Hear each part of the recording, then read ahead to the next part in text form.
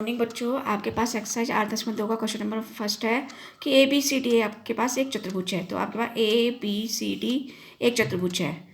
P Q are और S ये जो बिंदु हैं, भुजा पी भुजा ए बी का, क्यू बी सी का, आर सी डी का और एस डी ए का क्या है, मध्य बिंदु है। ठीक है। ए सी उसका एक विकर्ण है, ए सी उसका एक विकर्ण है। तो आपने दर्शाना है S R parallel to A C, S R parallel to A C और S R is equal to half of A C, ये दिखाना है। दूसरा आपने दिखाना है P Q is equal to S R, P Q is equal to S R. तीसरा आपने दिखाना है ये चतुर्भुज जो पी क्यू आर एस आई आपका क्या समांतर चतुर्भुज है। तो हम सबसे पहले वाला पार्ट करेंगे। अब देखिए आपके पास हमने क्या दिखाना है, S R parallel to A C. तो ये किस त्रिभुज में दिखाई दे रहा है, ए डी सी में। तो यहाँ पे एस भुजा ए डी का मध्य बिंदु है और आर डी सी का मध्य बिंदु है। तो आप कल मैंने आपको मध्य बिंदु प्रमेय करवाया था कि किसी त्रिभुज में दो भुजाओं के मध्य बिंदु को मिलाने वाला रेखाखंड तीसरी भुजा कौन सी होगी, ये होगी। तो इसके क्या होगा, समानांतर होगा और इसका क्या होगा, आधा होगा। तो मध्य बिंदु प्रमेय से करेंगे। तो यहाँ पे आ जाएगा त्रिभुज कौन सी आपके पास, ए डी सी में। ठीक है ना। तो बिंदु एस और आर, बिंदु एस और आर क्रमशः भुजाओं, एस किसका है, ए डी, और आर किसका है, डी सी का, डी सी का मध्य बिंदु है, डी सी का मध्य बिंदु है। ठीक है। इसलिए मध्य बिंदु प्रमेय से, इसलिए मध्य बिंदु प्रमेय से, मध्य बिंदु प्रमेय अनुसार लिख सकते हैं, मध्य बिंदु प्रमेय अनुसार। तो आपका क्या हो जाएगा, जो एस आर है, S R parallel to A C और S R is equal to half of A C. ठीक है। ये आ गया नंबर 1, इसकी यूज जरूरत पड़ेगी हमें। अब हमने क्या दिखाना, P Q is equal to S R दिखाना है ना। सेकेंड पार्ट क्या, P Q is equal to S R.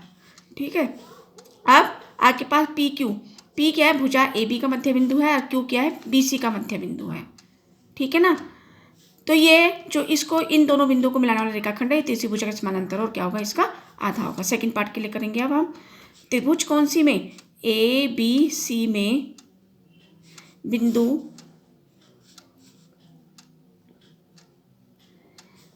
P और क्यू क्रमशः ए बी और बी सी के क्या हैं, मध्य बिंदु है, मध्य बिंदु है। ठीक है। भुजाओं लिखो, क्रमशः भुजाओं, क्रमशः भुजाओं। इसलिए मध्य बिंदु प्रमेय अनुसार, मध्य बिंदु प्रमेय अनुसार क्या हो जाएगा आपके पास, P Q is parallel to A C और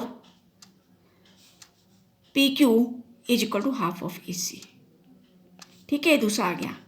अब हमने P Q is equal to क्या करना है, आपने एस आर दिखाना है। ठीक है, ये वाला दिखाना है। तो P Q is equal to half of A C है और P Q is equal to S R is equal to half of A C. तो इन दोनों से इन दोनों की राइट हैंड साइड क्या होगी, बराबर होगी। तो यहाँ से क्या जाएगा, P Q is equal to S R. तो इसके लिए लिखेंगे हम, क्योंकि P Q is equal to half of A C, P Q is equal to half of A C और S R is equal to half of A C, ये दोनों हम प्रूव कर चुके हैं। ठीक है ना। P Q is equal to half of A C, ये आपके पास S R is equal to half of A C. तो बोथ इम्प्लाइज दैट, अब दोनों की क्या है, राइट हैंड साइड बराबर है तो लेफ्ट हैंड साइड क्या हो जाएगी, इक्वल हो जाएगी। तो यहाँ से आ जाएगा P Q is equal to S R. Second वाला पार्ट प्रूव हो गया। ठीक है। अब हमने थर्ड पार्ट करना है कि आपके पास ये जो चतुर्भुज है पी क्यू आर एस एक समांतर चतुर्भुज है। ठीक है। अब ये कैसे होगा आपके पास, हम इसकी क्या दिखा देंगे, क्या कहते हैं, ये दिखा देंगे कि कहते हैं पी क्यू एक भुजाओं का एक युग्म समानांतर और क्या कर देंगे, बराबर दिखा देंगे। तो आपके पास आ जाएगा ये समीकरण नंबर 1 और समीकरण नंबर 2 द्वारा, समीकरण 1 और समीकरण 2, समीकरण 2 इम्प्लाइज दैट। आपके पास देखिए P Q parallel to half of A C है और एस आर, ठीक है, parallel to half of A C है। नहीं sorry, P Q parallel to A C, sorry half of A C नहीं, P Q parallel to A C और S R is parallel to A C. देखिए P Q भी क्या कहते हैं AC के पैरेलल है, तो SR भी क्या है AC के पैरेलल। यहाँ इन दोनों से क्या आ जाएगा P Q parallel to SR, यहाँ से आ जाएगा P Q parallel to SR, P Q parallel to SR। ठीक है, P Q parallel to RS या SR।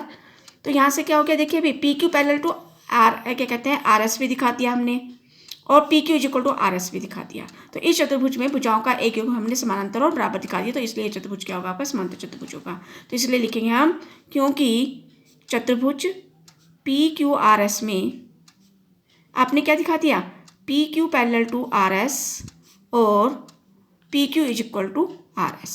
ठीक है, P Q is equal to RS, P Q is equal to RS।